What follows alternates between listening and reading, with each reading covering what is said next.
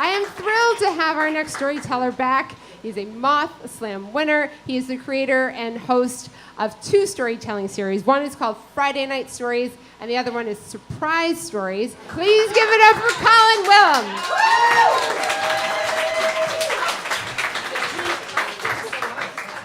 I grew up in rural Topeka, Kansas.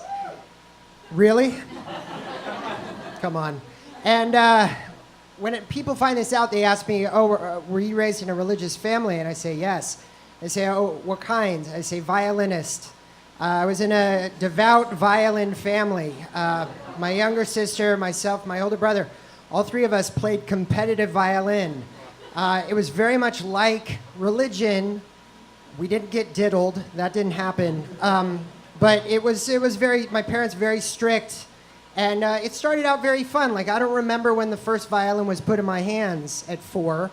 But it was a good time. And then eventually it turned into a job. And it was 2 hours a week, or 2 hours a day, up to 4 hours a day of practicing. Went to group lessons every single Saturday morning. Went to private lessons on Mondays and Thursdays. It was my life. When I got home from school, it was you practice the violin, and then at 10 p.m. you do your homework. Violin was it. Now, when I got to high school, my sophomore year, I discovered something called forensics, which isn't CSI. It's competitive acting, and what you do is, it's like they have categories like dramatic interpretation, comedic interpretation, duet, and so on. And you go and you compete against other students in other high schools, and it's a lot of fun. Every year in forensics class, we get an assignment. We have to make a video project. And that year, I just jump on it. I'm like, I'm gonna direct, I'm gonna produce, I'm gonna write this sucker. And one day after school, I invite my cast of fellow students over, and we're in my basement, and I have the Toshiba camcorder. This is top of the line stuff. Toshiba camcorder sits up here. It's got the VHS compartment, the viewfinder. And it's sitting up on a tripod. It's ready for the shot. And this isn't like the normal crappy tripods that you have today that are made out of plastic. This was made out of better plastic. And it's sitting on the head, but I haven't screwed it in properly. And one of my cast members, he comes over and he touches it.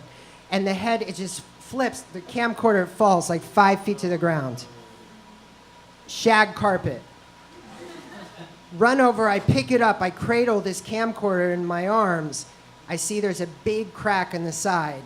I check to make sure that the Toshiba quality is still there, and it is. We finish shooting. I put the camcorder back in the case, put the case in the closet, and forget that any of that happened. Well, a couple weeks later, we have a recital, violin recital, and I'm in the shower.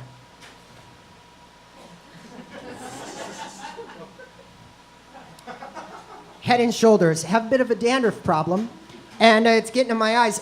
Bang, bang, bang on the door. It's my dad. He sounds pissed. Colin, get your butt out here right this instant. I have no idea what I've done. I put a towel around my waist. I answer the door. My daddy gets right up in my face, which is good because I wear glasses. I can't see anything otherwise.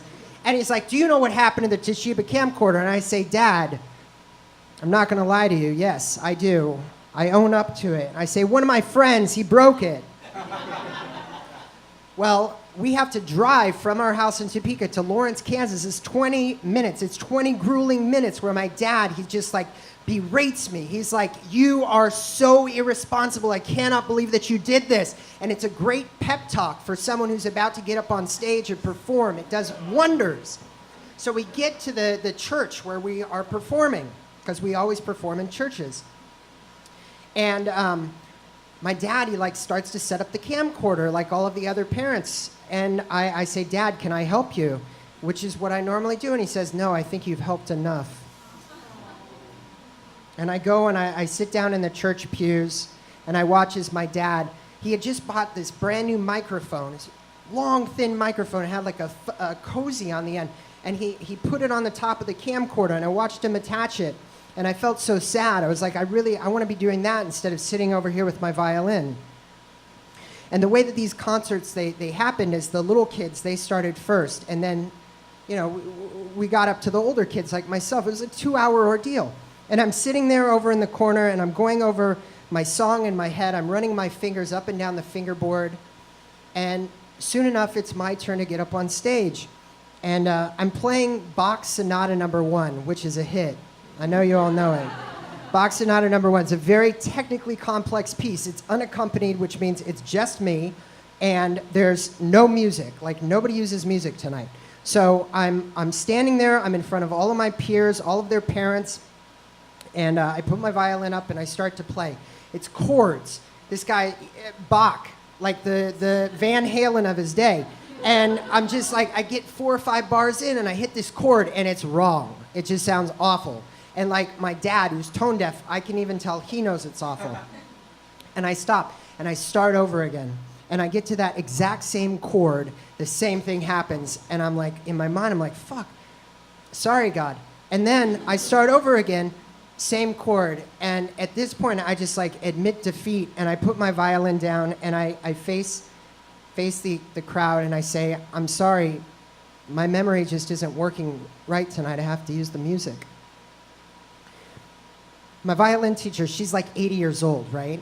She stands up. She's like, I'm going to go find you a music stand. Mrs. Allen, she's a dear. She's a sweetheart. Unfortunately, there aren't any music stands nearby. It's like all the way on the other side of the church. And Mrs. Allen, she's super fast driver. Like, you don't want to be in the same car with this lady. She's going to scare you. She walks very slowly. It takes her like 20 minutes. I'm up on stage by myself. I get my music. I'm just like standing there. I don't know what to do. You can't even hear a pin drop. It's like that quiet, right? Mrs. Allen returns. She puts the music up on the stand. I play. I get through that chord. I finish. Everybody claps. They're sympathy claps. I know it. Afterwards, there's always a reception. They have the Hawaiian punch, the cookie tray. People come up. They give me their condolences. I feel like I'm at my own funeral. Later that night, we get back home, and my mom and dad, the first thing they want to do is put in the videotape. They want to watch the performance because they're sadistic. And I say, I'm not going to do it. I'm not going to watch my mistake. I know what I did. I don't need to see this again. And I go and I hide in my bedroom, and not a moment later, I hear my mom cry. She says, oh, no. And I run out to my parents' bedroom. I say, what? Was it the Toshiba quality? It was not the Toshiba quality. The Toshiba quality was right there. It was perfect. My dad forgot to turn on the microphone, so no sound was recorded at all. I smile. He didn't want my help. Well, I got up on stage many times after. I performed that song, performed other songs. Everything went well.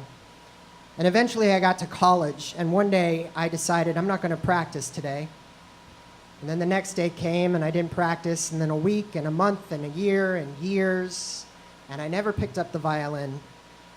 And people, when I tell them I used to play, they say, oh, do you still play? I say, no. They say, do you miss it? I say, absolutely not.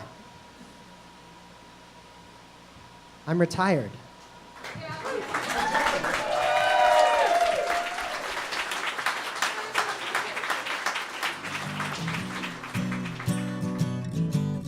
Yums the word